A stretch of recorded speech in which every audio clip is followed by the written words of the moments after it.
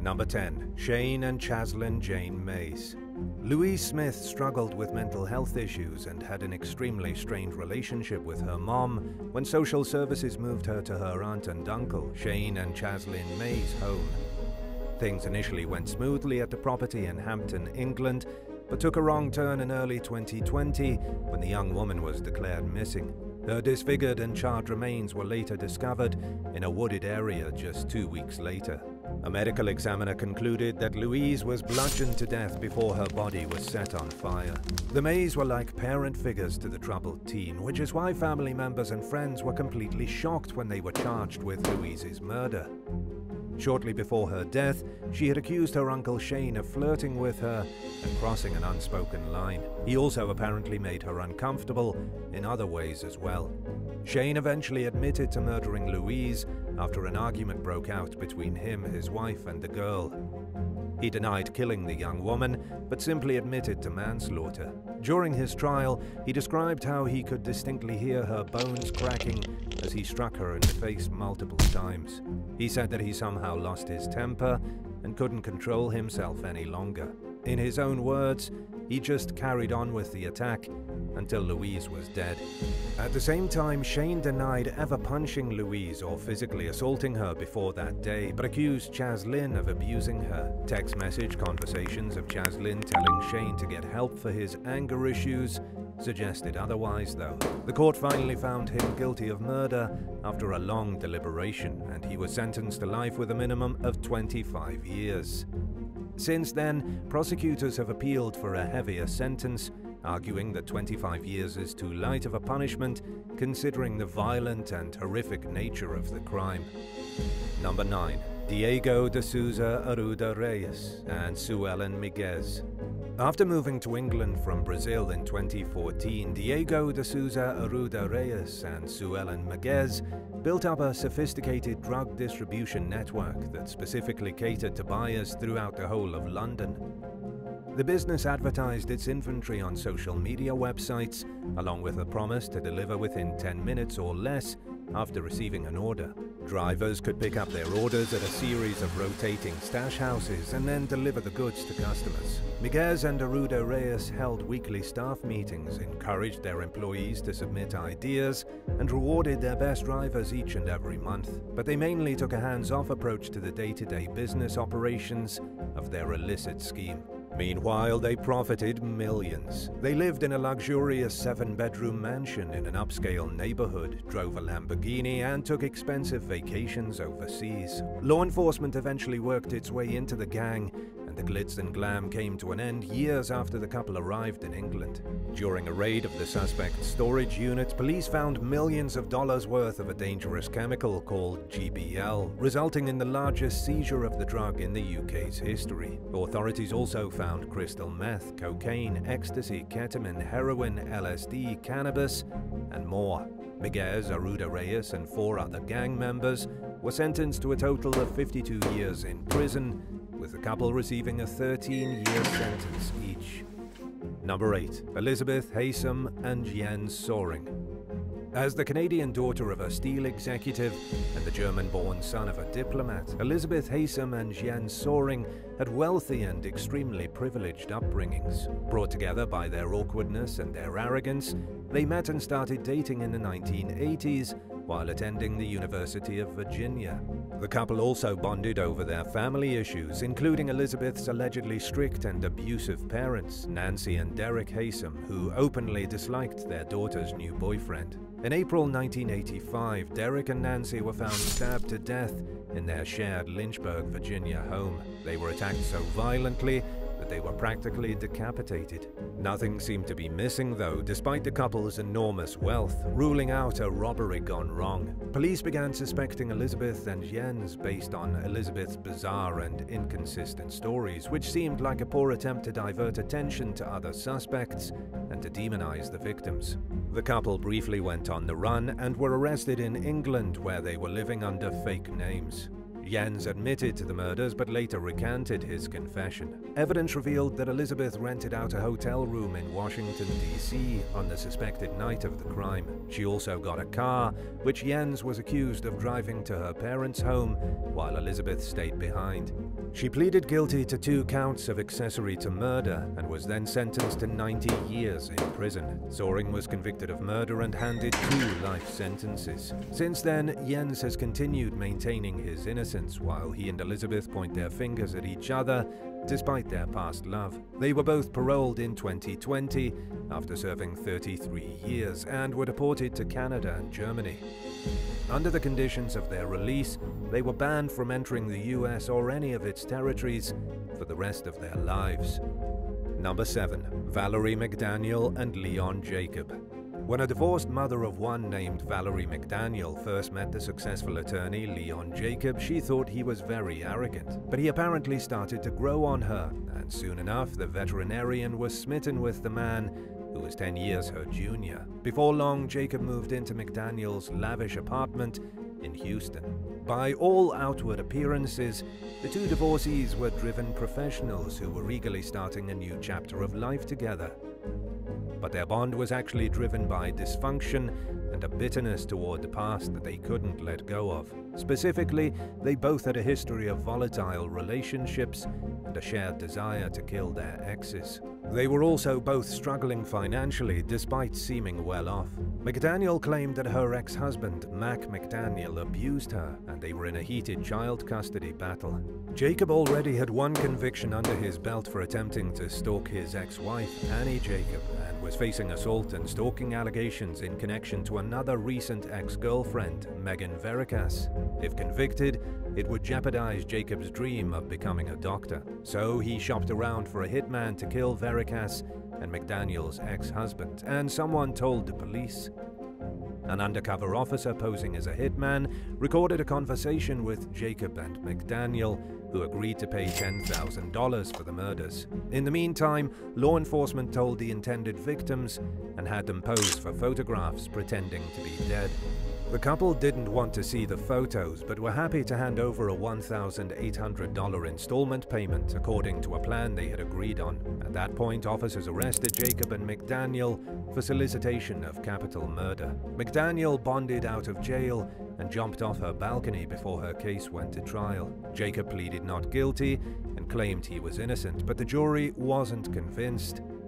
He was found guilty and sentenced to life in prison. Number 6. Diane Zamora and David Graham. Texas couple Diane Zamora and David Graham started dating as high school seniors in 1995. A few months later, Diane noticed David acting strange. He eventually confessed to cheating on her with his track teammate, Adrienne Jones, when he drove her home after a meet. David later claimed that Diane demanded he kill Adrienne. The couple hatched a sick plot for him to invite the girl out for a drive while Diane hid in the back of the car. Adrienne took the bait and accompanied David to a remote reservoir where Diane confronted her about the cheating incident. The terrified young girl reportedly admitted to it, but said that she felt guilty. The apologetic admission wasn't good enough for Diane, though. She became enraged and attacked Adrienne. After a brief struggle, Adrienne escaped from Diane. As she ran away, David shot her in the head twice with a 9mm handgun.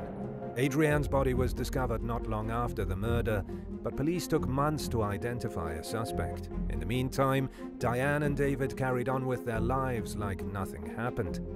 The couple got engaged, graduated high school, and joined the military. They were sent to different academies, but promised to stay faithful. About a year after Adrienne's murder, Diane confessed to her roommates about the crime. The roommates reported her to the police, and Diane and David were finally brought in for questioning. They both admitted to the murder. The victim's family asked the court to spare them from the death penalty, landing them each a life sentence behind bars with the possibility of parole after 40 years. Number 5. Nancy and Trey Styler. 57-year-old Nancy Pfister was the daughter of a wealthy businessman. Her dad helped turn the town of Aspen, Colorado into an upscale skiing spot. Before leaving for a 6-month Australian vacation in 2013, the small-town socialite rented her home out to a retired doctor named Trey and Nancy, his wife. But the arrangement didn't work, and Pfister evicted the Stylers over a rent dispute. She returned to the US early to deal with the situation and held their belongings as collateral for the $14,000 they owed in rent. The Stylers told a different version of the story, claiming that Pfister was an alcoholic who treated them like her personal slaves whenever she was in town. They accused her of blaming them for the home smelling like smoke, even though Pfister was a smoker herself. They say this was an excuse to keep their security deposit, and Pfister made the dispute public with her Facebook posts and comments, which only added fuel to the fire. A few days after coming back to Colorado, Pfister's personal assistant found her bludgeoned to death in her walk-in closet. Suspicion naturally turned to the Stylers, who were living in a hotel. The couple claimed they couldn't have committed the murder since they no longer had access to Pfister's home, and because Trey was practically wheelchair-bound, making him an unlikely candidate to beat someone to death. Their stories fell apart, though, when police went through their garbage and found some of Pfister's belongings, along with a bloody hammer with Trey's DNA.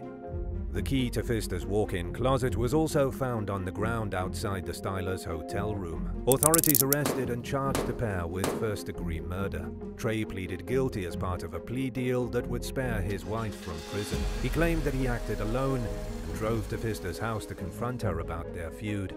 According to Trey's confession, he waited for Pfister to fall asleep and then attacked her in a violent rage. He received a life sentence that was later commuted to 20 years, but died a few years into his sentence at only 67 years old. The case against Nancy Styler was dropped, and she has consistently maintained that she knew nothing about the murder. Number 4. Bill and Sandra Inman. It's not unusual for someone to hate their in-laws, but Bill and Sandra Inman felt pure hatred for their son's estranged wife, 25-year-old Summer Inman. So when the young mother of 3 vanished in 2012, it wasn't surprising that suspicion fell on the family. The couple's animosity towards Summer stemmed from her decision to leave their son and the father of her children, William Jr. She quickly entered into a new relationship, which only seemed to put her further at odds with the family. Summer had also allegedly accused her estranged husband of threatening to kill her. According to a witness, 2 men approached Summer outside her job in Logan, Ohio, late one night. They forced her into a car which was driven by a woman and sped off. The next day, the Inmans coincidentally spent an hour and a half cleaning their car at a local car wash. They took the car to a salvage lot and traded it in for a nice set of wheels and tires for some junky replacements. About a week after Summer vanished, Sandra Inman caved to pressure from police and led them to a septic tank behind the church the family went to, where Summer's body had been hidden all that time. She had been strangled to death with a zip tie. During questioning, Sandra admitted to the kidnapping, but claimed one of her co-conspirators accidentally killed Summer by tightening the zip tie around her neck too much. But this explanation failed to convince the court that the trio were anything other than cold-blooded killers. Sandra pleaded guilty to murder, kidnapping, abduction, tampering with evidence, as well as gross abuse of a corpse. She was sentenced to 15 years to life. William Sr. and William Jr. were both convicted of murder and handed life sentences too. Number 3. Joseph and Erin Myers. After meeting online, Joseph and Erin Myers got married in the Philippines and settled down in rural Wayland, New York. Joseph was the successful owner of a small business, but he wanted to expand his pursuits by buying up a tow truck company. Erin wanted to move some of her relatives to the United States. The couple couldn't afford to do either of these things though, so they brainstormed ways to come up with a large amount of money to fund their ambitions. They set their sights on 60-year-old David Odell, a childhood friend of Joseph's who suffered from intellectual setbacks thanks to a head injury he received during an accident a few years earlier. Odell worked part-time for Myers, and Erin acted as his main caretaker. Sadly, his vulnerabilities made him an easy target. In 2015, Erin Erin convinced David to sign his house over to her name. She then took out a $60,000 insurance policy on the property, a $40,000 life insurance policy on David's life, with herself as the sole beneficiary, and $45,000 renter's insurance policy on some items she kept at the property. By then, Erin had already tried killing David by taking away his medicine, which she and Joe mistakenly thought would make him have a fatal seizure. So they resorted to Plan B in early 2016 and burnt down David's home. He became trapped in the fire and quickly died. Surveillance footage showed Erin removing her belongings from Odell's property right before Joseph walked over with a torch. Just minutes later, the house was in flames. The Myers may have thought they were about to hit a windfall, but their plan was not foolproof, and it didn't take long for them to land at the top of the authorities' suspect list. Both Joe and Erin were convicted of second-degree murder and were sentenced to 23 years to life in prison. Number 2. Stephanie Olson and Dave Dressman. After graduating high school a year early in 2002, Stephanie Olson was basically an adult in everything but age. She was still living under her mother, Diane Smellin's roof in Georgetown, Kentucky, though, and as long as she was there, she was expected to follow strict rules. And when Stephanie brought up the idea of moving in with her boyfriend, Dave Dressman, Diane still had the legal authority to tell her no. A blowout then started between the mother and daughter, and Stephanie ran off with David despite Diane's obvious disapproval. Diane filed a missing persons report, and police found the couple in Georgia. They quickly sent Stephanie back to Kentucky, where her relationship with her mother became even more heated. After the disappearing act the young lovers pulled, Diane became even less tolerant of the relationship. By then, Stephanie was almost old enough to do whatever she wanted without her mother's say. But she and David were apparently unwilling to wait, so they decided that Diane urgently needed to be removed from the picture. They spoke with a man named Timothy Crabtree, who had recently moved to the area from North Carolina and was rumored to be a serial killer. Crabtree agreed to help the couple get rid of Diane for a cut out of the $200,000 life insurance payout Stephanie was expecting. On the night of the single mother's planned death, Stephanie and David stayed over at a friend's house to build up an alibi. The next morning, Stephanie went home and dialed 911 to report that she had found her mom dead. After ruling out Diane's boyfriend as the killer, police focused on Stephanie, who seemed very unfazed by the horrific crime, as well as David. They learned that the pair left their friend's house multiple times on the night of the murder without explaining where they had been. Investigators theorized that Stephanie went home and confronted Diane, at which point David showed up. A confrontation ensued, and David stabbed Diane to death while Timothy reportedly acted as a lookout. David was found guilty of complicity to murder and first-degree burglary. He received the lightest sentence possible of 20 years. Timothy Crabtree pleaded guilty to conspiracy to commit murder and received a 6-year prison sentence. And even though she didn't commit the actual stabbing, Stephanie was convicted of complicity to murder and was sentenced to 25 years for the crime. Number 1. Stephen and Sylvia Biersdorf. 21-year-old Rose Goggins gave birth just 10 months before she vanished from Lawrenceburg, Tennessee back in 2010. At the time, she was engaged to a man named Stephen Biersdorf Jr., a member of the Tennessee National Guard who was getting ready for his deployment to Iraq. Goggins lived with Stephen's parents, Stephen Sr. and Sylvia, who reported her missing when she failed to turn up at her EMT class. Rose's burnt car was found about an hour away from where she lived, and law enforcement started to suspect that she had been murdered, even though they didn't find the body. Stephen Jr. was quickly ruled out as a suspect, but his parents were at the center of the investigation after an inmate who worked at their property told detectives the Biersdorfs completely hated Rose. The informant even claimed that Stephen Sr. offered to pay him to kidnap the young woman. During police questioning, Stephen Sr. allegedly admitted to strangling Rose to death during an argument that happened after she said she wanted to pack up her baby and move. A search of the Biersdorf's property discovered Rose's fragmented and scattered remains. Based on the condition of her body, authorities believed she had been roughly chopped up with a backhoe. Stephen Sr. took a plea deal and was later convicted of first-degree murder and conspiracy to commit murder in exchange for a life sentence with no possibility of parole. Prosecutors dropped her first-degree murder charge against Sylvia after concluding that she knew about the murder but didn't participate in it. She was sentenced to 15 years for conspiracy to commit murder and was officially released early in 2019. Thanks for watching. Would you rather find out the person you've been dating for months lied about their identity but had no criminal history, or date someone with a dark past but is completely honest and open? Let me know in the comments below.